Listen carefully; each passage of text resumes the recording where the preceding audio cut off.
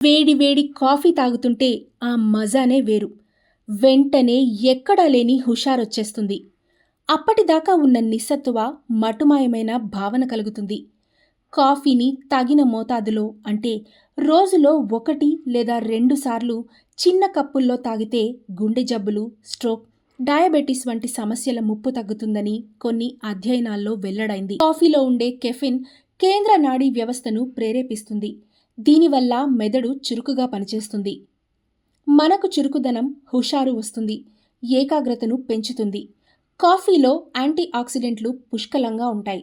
ఇవి శరీరానికి హాని చేసే రోగాల నుంచి రక్షిస్తాయి. కొందరు కాఫీ ఉదయం తాగితే మరికొందరు మధ్యాహ్నం, సాయంత్రం, రాత్రిపూట తాగుతుంటారు. ఇటీవల యూరోపియన్ హార్ట్ జర్నల్లో ప్రచురితమైన ఒక అధ్యయనంలో ఉదయం టిఫిన్ చేసిన తర్వాత కాఫీ తాగడం చాలా ప్రయోజనకరమని పేర్కొంది. ఉదయం కాఫీ తాగేవారిలో గుండె సంబంధిత వ్యాధుల ముప్పు 31% తక్కువగా ఉన్నట్లు అధ్యయనంలో తేలింది. పాలు కలిపిన కాఫీనే కాదు, బ్లాక్ కాఫీ కూడా ఆరోగ్యానికి మేలు చేస్తుందని పేర్కొంది.